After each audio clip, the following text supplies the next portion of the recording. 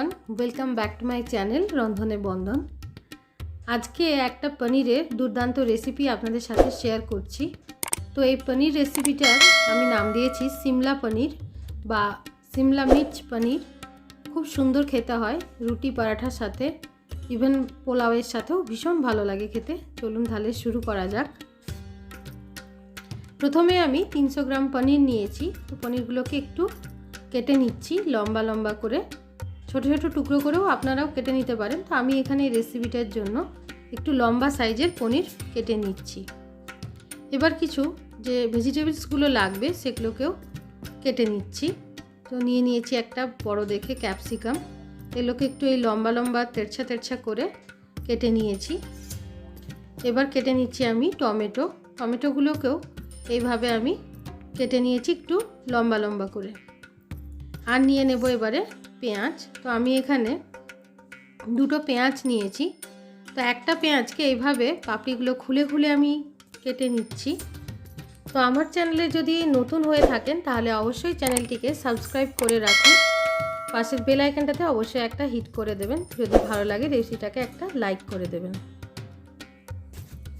এই পেঁয়াজটাকে আমি খুব ভালো করে এবারে কুচি কুচি করে কেটে নেব। এখানে এই দু ধরনের পেঁয়াজ লাগবে। এবার চলে আসলাম রান্নাতে। তো রান্নাটা করার জন্য প্রথমেই একটা কড়াই বসিয়ে দিয়েছি। কড়াইয়ের তেল গরম হয়ে গেছে। তো প্রথমেই দিয়ে দিলাম আমি ক্যাপসিকামগুলো, তারপর এখানে দিয়ে দিচ্ছি পেঁয়াজ। এগুলোকে একটু 30 সেকেন্ডের সময় নিয়ে হালকা করে ভেজে নেব। এরপর এর মধ্যে দিয়ে দিচ্ছি টমেটোগুলো। সমস্ত সবজিগুলোকে হালকা হালকা করে ভেজে নিচ্ছি। এই সময় আমি কোনো রকম নুন বা হলুদ বা কোনো মশলা এখানে আমি অ্যাড করছি না। এবার পনিরগুলোকেও এখানে দিয়ে দিলাম।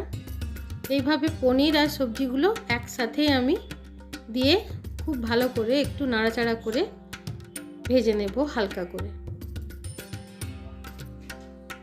এগুলো হালকা নাড়াচাড়া করে ভেজে নেওয়ার পরে এবার পনিরগুলোকে কড়াইয়ের মধ্যে রেখে আমি যে সবজিগুলো রয়েছে ক্যাপসিকাম, পেঁয়াজ আর টমেটো, এগুলোকে কিন্তু আলাদা একটা জায়গাতে তুলে নিচ্ছি। এগুলোকে খুব ভালো করে খুব বেশি একদম ভাজার দরকার নেই, হালকা করে ভাজলেই হবে। এরপর আমি পনিরটাকে রেখে দিলাম একটু লাল লাল করে নাড়াচাড়া করে। তারপর আমি পনিরগুলোকে তুলে নিচ্ছি।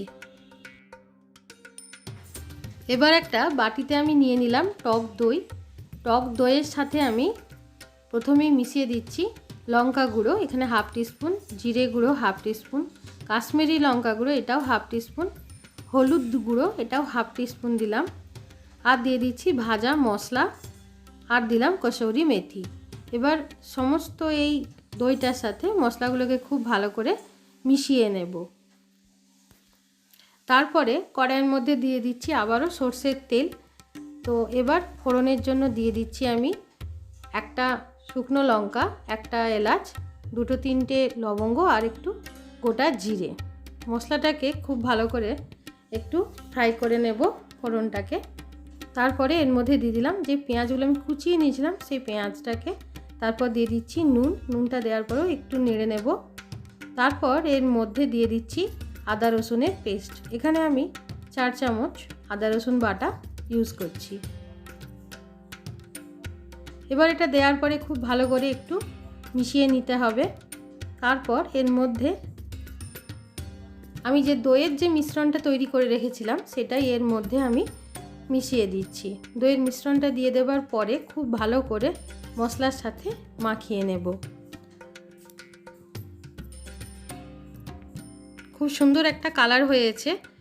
তো খুব ভালো করে এটাকে একটুখানি মজতে দিতে হবে যাতে খুব ভালো করে কষা হয়ে যায়। এবার এর মধ্যে একটু চিনি দিয়ে দিলাম আমি, চিনিটা অপশনাল। এবারে গরম জল দিয়ে দিচ্ছি। জলটা কিন্তু গরমই ইউজ করবেন। তারপর ভেজে রাখা যে সবজিগুলো সেগুলো একে একে আমি অ্যাড করে দিলাম। সবজিগুলো দেওয়ার পর খুব ভালো করে মশলার সাথে মিশিয়ে নেব। তারপর একটু ফুটে যাওয়ার পরে এর মধ্যে দিয়ে দিচ্ছি আমি ভেজে রাখা যে পনিরটা আছে সেটাই। তো পনির দেওয়ার পরে যেহেতু এতে সমস্ত মশলা বা গুঁড়ো মশলা সব মেশানো আছে, নতুন করে কিচ্ছু এর মধ্যে আর দেবার নেই।